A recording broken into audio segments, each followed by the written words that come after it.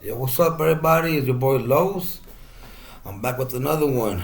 Before I get started with this video, I just want to take a little bit of time to tell everybody thank you for all the support that I've gotten. So, everybody that watched my last video, all my subscribers, all the love that I got in the comments. I definitely want to give a shout out to La Guarita 70 for your support and your comments. If you guys don't know who La Guarita 70 is, you can follow her on YouTube and Instagram. Go subscribe to her channel. Let's try to get her to 100K. I just want to say thank you again. Me and my family really appreciate that. With that being said, this video is kind of the story of how everything went down. So I'm going to go back from the beginning, and I will make different parts because it's a long story. I can't just get it all out in one, so I'm going to break it up in different parts. Hopefully you guys like the video, and I can get you guys to, get my views up and subscribe to my channel. So everything started back in 2006. That's how everything went down from the beginning. Everything started there. All right, I got pulled over in 2006 for speeding, supposedly.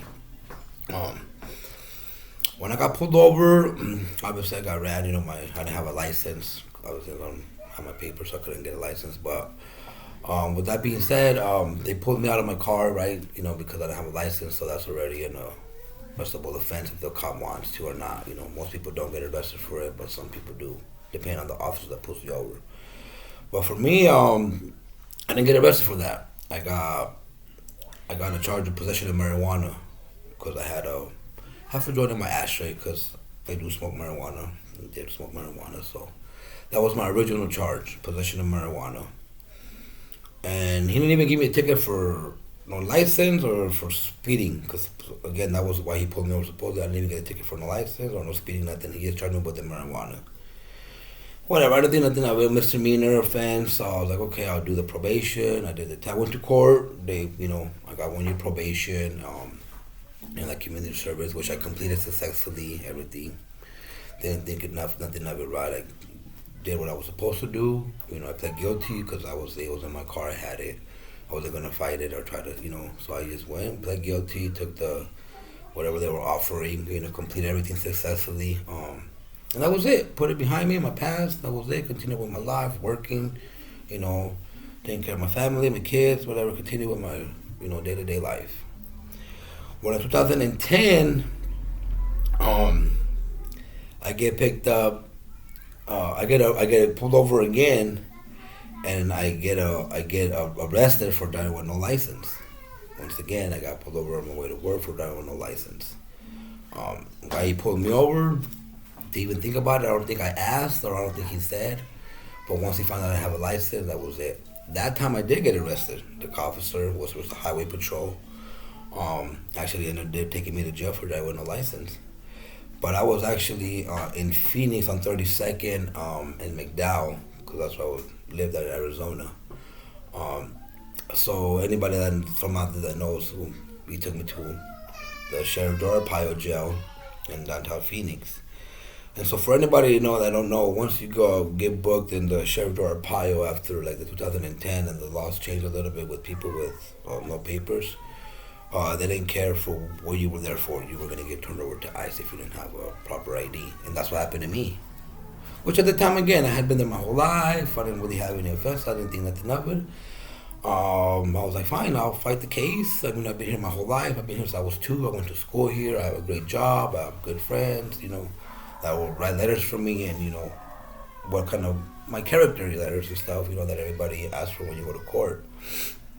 So I didn't think nothing of it. I was like, okay, this is what's supposed to be. It's a good thing I'll come out with my papers or with the permit, because again, I've been here my whole life. But that's not how it went down. That's not how it all turned out. Again, with obviously back then, 2010, they were just trying to get people out. Just didn't matter who they were deported. Just a bunch. If you weren't from here, you were getting deported. And that's what happened to me. I fought the case. Was in there for a while. Got a lawyer. Did everything, and did not help me at all. Because they told me I could still keep fighting. I could be in there for up to 3 years fighting, but there was no guarantee that I was going to get my papers. So at that point, I'm like, I'm not going to waste my time. I've already been here almost, a year, and like, there's nothing for you guys to, there was no reason for me to continue to be there. And again, now back then I was a lot younger, so I was just like, you know what? Let me go and get out of here, get deported, and I'll be back. I'll be back like many of my other friends and many of other people that I know that this happened to. I know people that have been deported 3, 4, 5 different times, and they're back within days, like nothing. So again, me not knowing how everything is and thinking everything's easy like that, and so I did. I got deported for life. They denied my voluntary leave. They denied bail. They denied bond to file my case on the house. They wanted me to stay in jail because of the possession of marijuana charge in 2006. So I was like, well, I'm not gonna stay in here. So I was like, I'll sign and I'll leave. Because again, I thought I'm gonna come back. A lot of people that I know have been living like this for a long time. Again, back then I was a lot younger, so that was my mentality.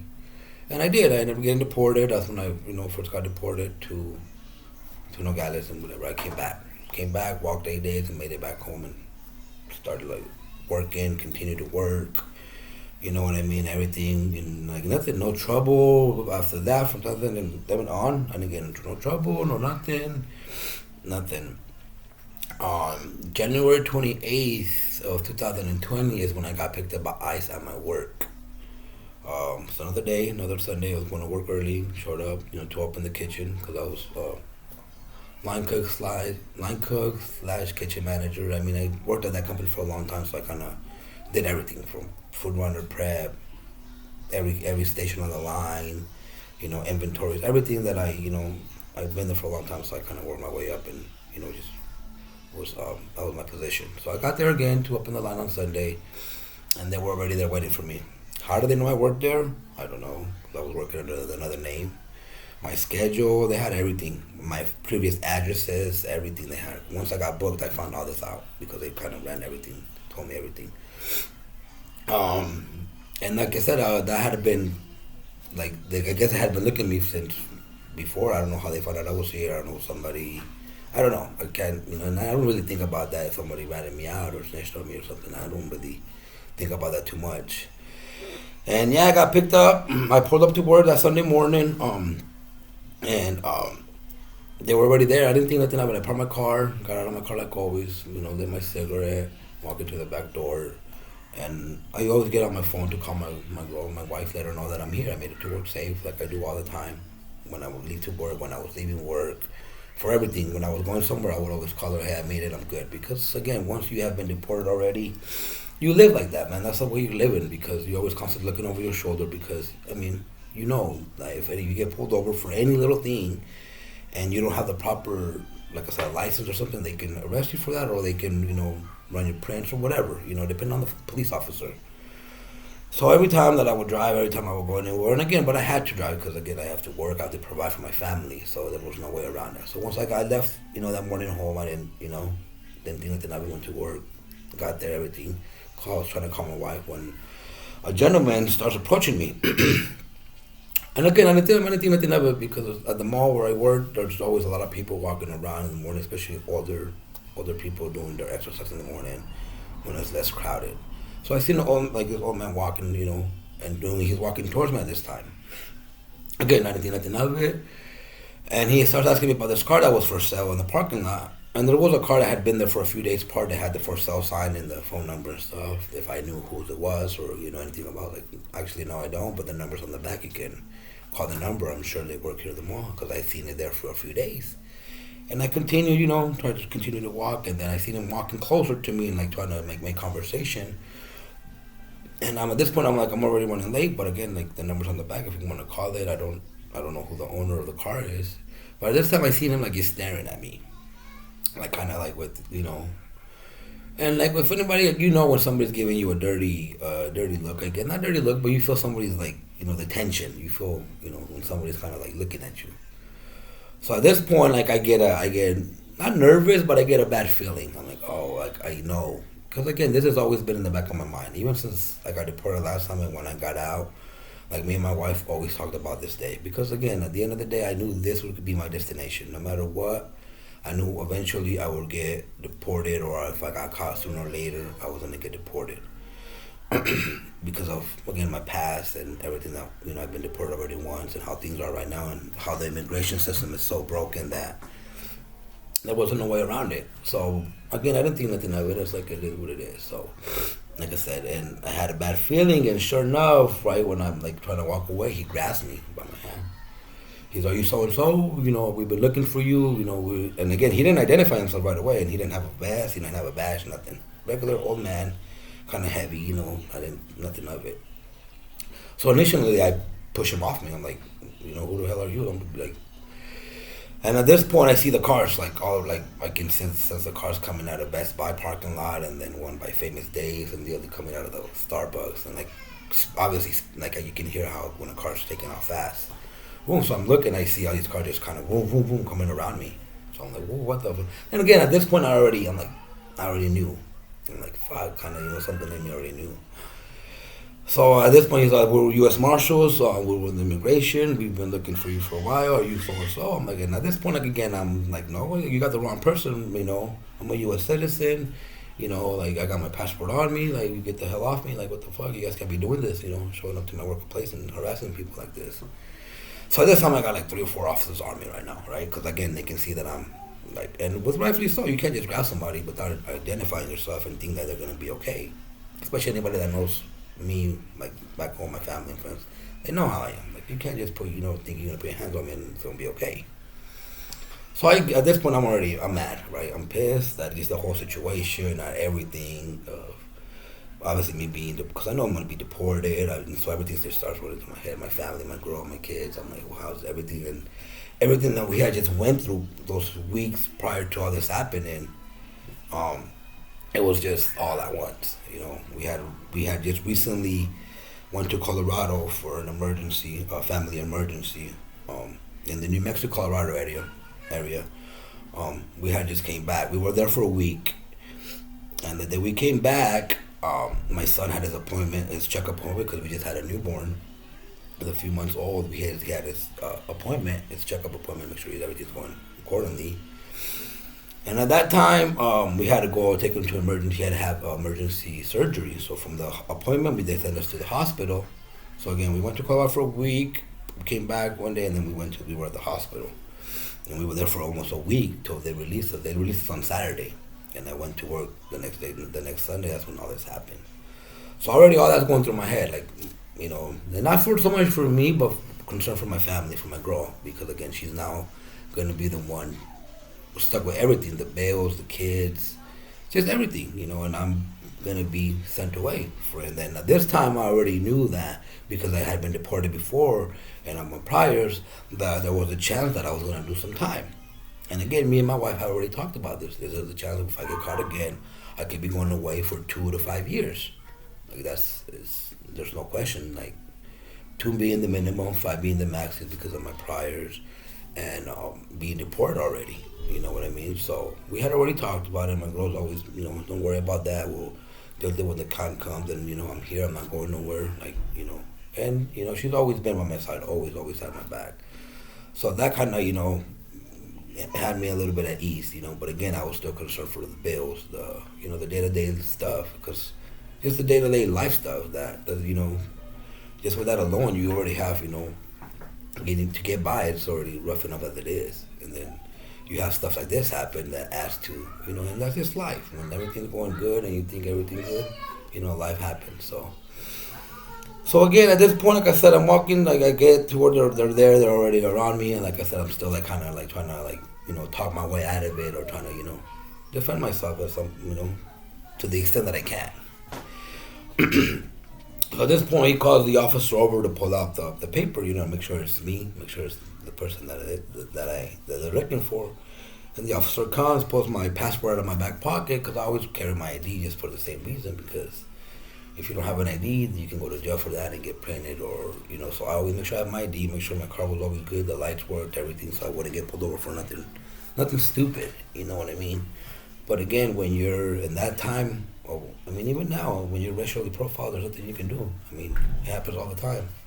I'm not the only one it's happened to, and it's happened a lot.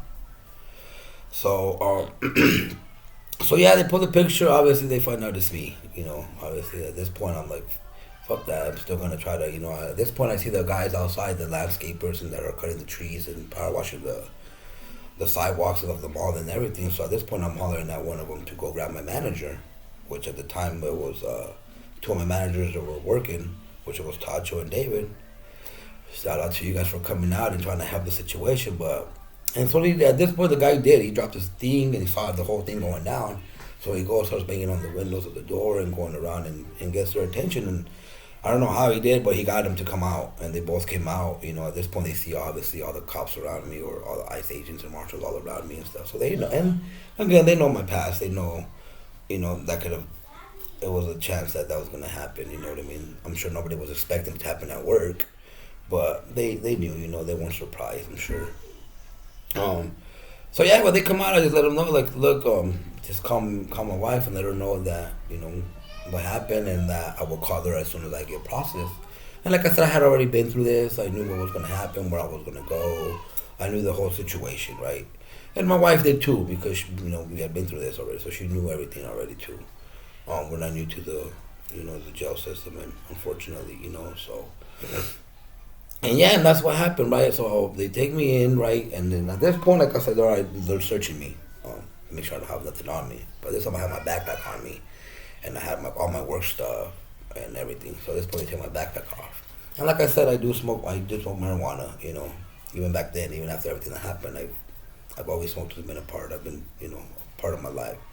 It doesn't define who I am, you know. I define who I am, but it is a part of my life that I've always smoked. My wife, everybody in my family knows. It's never been an issue. My work, my job, everybody knows, you know, that I smoke. It never stopped me from working, from moving up in the company, for being, you know, the responsible parent or anything, you know. And like I said, I'm right nowadays, and then even now that it's legal everywhere, that was the original charge that I was deported for possession of marijuana.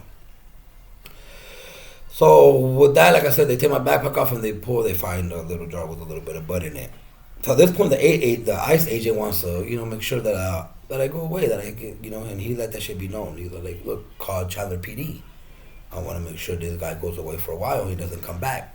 Because, you know, they have your paperwork that I came back, I was deported, and then, you know, a certain amount of time I was already back. You know what I mean? So it's like, obviously, he didn't learn he's back, or however he got back so quick.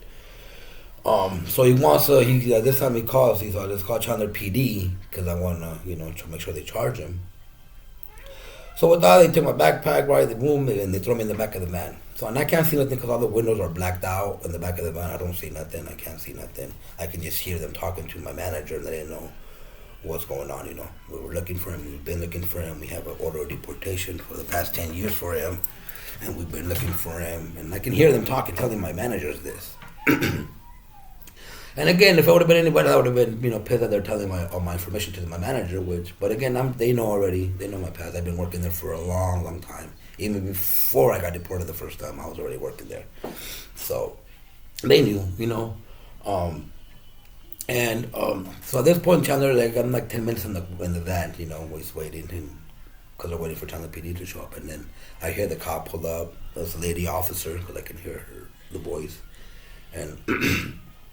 And yeah, the guy just goes to tell her, like, look, we arrested this gentleman. And at this time, like, I'm sure she can tell that they're all ICE agents, right? So, and they can say, we want you to charge him with possession of marijuana. We searched him, and that's what he had on him or whatever. And for whatever reason, I mean, by the grace of God, like I said, everything happens for a reason. The officer said, no, I will not charge him with that. You guys already have him arrested for being here illegally, but I am not going to charge him for possession of marijuana. And she leaves, and that's it. The agent is pissed. Like, I don't know what the hell's going, like, what they were, you know, going back and forth about, but she's like, I'm not going to charge him. And she takes off. Hear the cop leave, and then they get in the van all pissed, like, bullshit. But and then again, he's just being an asshole. You know, just talking, well, again, we have enough to put him away for a while, then he won't be, you know, whatever, to make him, you know, not come back and this and that. And at this time, I'm irritated, I'm angry, right, you know, just with everything. And not so much at them, but, you know, just at everything, the timing of everything, and, you know, just going back and you know, reflecting on everything, and it's like, but again, so I was pissed, so I'm giving it back to him. You're like, you know what, you can do whatever you want, bro, lock me in for as long as you want, you're not going to lock me in for life. I didn't kill nobody. So I'm going to get out eventually, and I will be back. I'm like, so at this point, I'm just giving it to him, just pissing them off even more, because I'm just so mad, like, that they do this, you know what I mean? Like, there's so many people out there that will commit way worse crimes, and they're walking around, you know, fucking molesters and murderers, and all, they're out there, like, not their probation, and they're out in a few years. But I guess that's what it is. That's just how the system is. You know, I'm not here to complain about it, but it is what it is. Again, and yeah, so that's how everything went down. Like I said, I got arrested. I got, they tried to get me to get the possession of marijuana charge, but that would have made a big difference and everything, how everything turned out. But that was originally how everything went down. Um, like I said, I was originally deported in 2006. I mean, I got pulled over for the possession of marijuana in 2006. Was deported in 2010. Came back and left my, the last 10 years I was living good, working, and doing the same thing before I was deported. Working every day, being a father, being a husband, just doing, my regular life, trying to enjoy my life as best as I could. Knowing now that I wasn't living how I am now, because the relief that I have now is just, now I have my license, now I have my ID, now I have, my things. I don't have no worries, man. Like, I don't have to worry about being deported no more. I don't have to worry about going to work, or am I gonna get pulled over or something, and get deported, and everything that I built for cars, the house, apartment, cars that we had, everything, all the furniture, everything we had to leave. We had to, my girl sold all the cars. We got a little Jetta. She fit everything in the little Jetta and moved us out here in one weekend, and that was it. And we've been here ever since, But that's how everything went down. That's how, like I said, 2006 started everything for me, and then I got picked up on January 28th of 2020. After everything that we had just went through, and then I got obviously taken to ICE, got ran. And at that point, I did call my wife and let her know. And she already knew because, like I said, my manager had already called my niece and told her to call my wife and tell her what was going on. So by the time I called her, she's already, upset and everything. But real positive, like, don't worry, I got you. Don't worry about nothing. We're going to take care of this. I'm going to be right here. And even then, like, right there on the phone call, she's like, don't worry about it. I'm going with you. Like, we're not ever going to have to go through this again. I don't ever want you to go through this. I don't want my kids to go through this ever again, so we'll leave. We'll leave. And that right there, that phone call that I put me at ease and made everything, so much better for me, because, like I said, now I can go and do, if I have to do time or whatever, I can at least, not worry about, coming back. Because I really didn't want to come back anymore. I didn't want to go through this again. But if I had to, I would have, for my family. But since my wife gave me the okay, I was like, you know what, don't worry, we're going with you. She's always told me that. No matter what you go, where you go, I'm going to be right there. I'm going to go with you. So that put me at ease, man. That helped me, with everything. But yeah, man, that's how everything went down. I hope you guys like this video. Please share. Subscribe to my channel if you like what my content. Share, like, comment. Just continue to show me support, man. I really appreciate it. I'll have part 2 coming because, like I said, it's a long story, and I'll be breaking it up. Hopefully you guys enjoy, and hopefully you guys like this video, view it, like it, and so share it and comment and continue to support, man. I really, really appreciate it, and we'll be back with part 2 soon. See you guys on the next one. Thank you.